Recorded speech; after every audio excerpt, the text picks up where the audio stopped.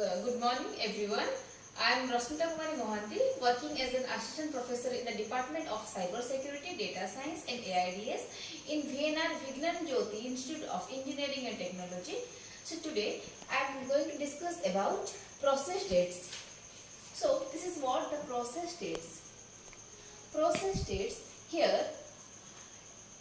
Before we discuss anything about the process states, first we have to know what do you mean by process states and how do we understand the states in a process is. So first of all, what is a process? The process is nothing but a program in execution. So when a process executes, it changes into different states. It means state means what? The current activity of that particular process. Current activity means what that particular process is at present it is doing. So here in the process state, this is what introduction to process states. So what is mean by process and what is mean by process states and what are the process states are there. So for this we have a diagram, nothing but process state transition diagram.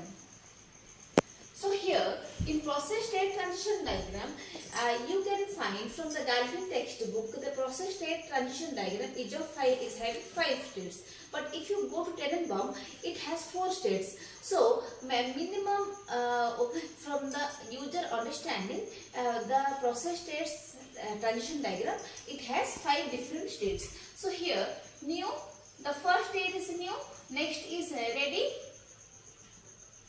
running, waiting and terminated. So first state is new state, second state is ready state, third one is running state, fourth one is waiting or blocked state and the fifth one is terminated state. So here it is like this way.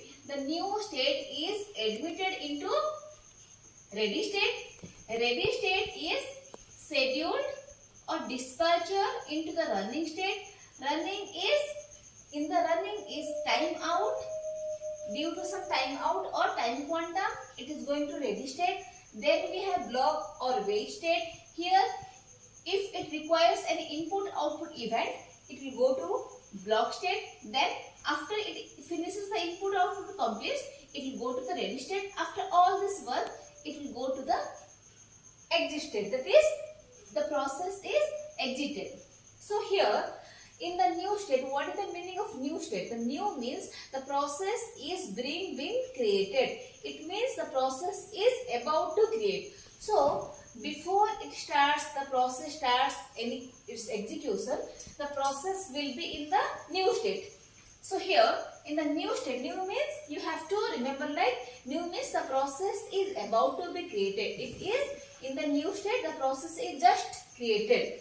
But here you need to remember like the process is in the secondary memory. Once the process starts its execution, the process will be loaded into the main memory. So here when after creating the new process, it has to be admitted into the ready state. The ready state means it is in the main memory. So who is bringing the processes from the secondary memory to the main memory? The secondary memory is very large. It's the largest memory. So many processes will be there. So here you have to remember like the long-term scheduler, LTS, long-term scheduler, what he will do.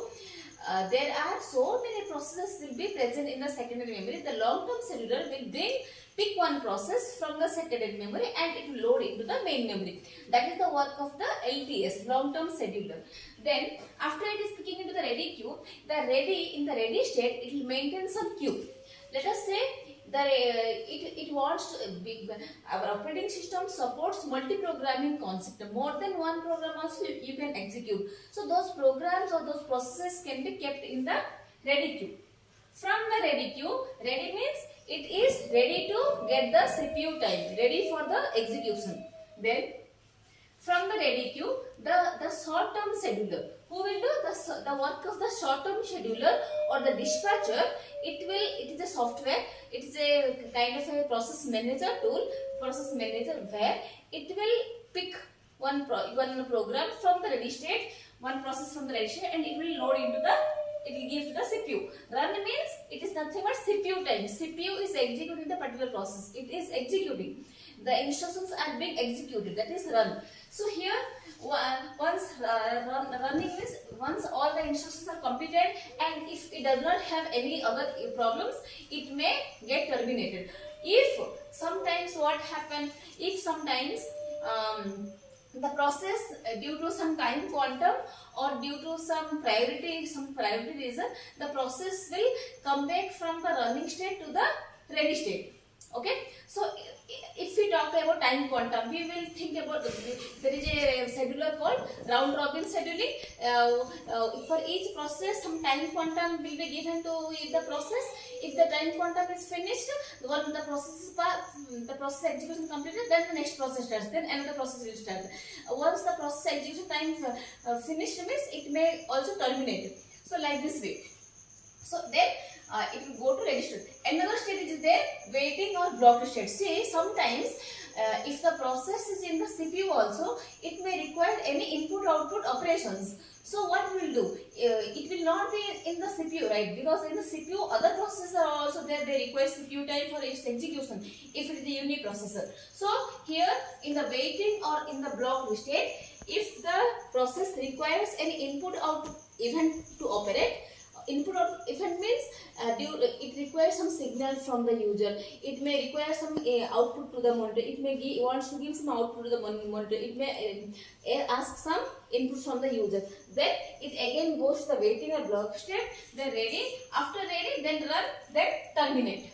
Terminate means the process is finished, is execution. So here you have to remember, there is a in process, the process will have process control block. So whenever a process is creating, it will create the PCB as well, the process control block. It means it is a stack or a data structure. We say it contains all the information about the process.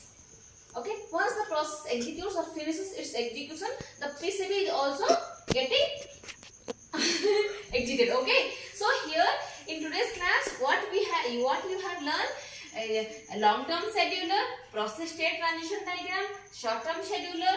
Then swapping is done by medium-term scheduler, swapping of the process. Then another concept is multi-programming.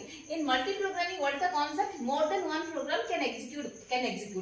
The operating system supports multi-programming, means more than one program the operating system is able to support. So here in multi-programming we have two concepts: preemptive, non-preemptive. Preemptive means the process while doing execution only, due to some other reason it will stop and it will come out of the CPU. That is preemption. Non-preemption means whatever the process time is given to you, it has to be finished accordingly. Okay. So in today's class we have learned all this concept. So today with this I am concluding, and for the classes I will tell you the next things. Okay. Today I am concluding with this topic. In the next class I will be continuing. Thank you all of you.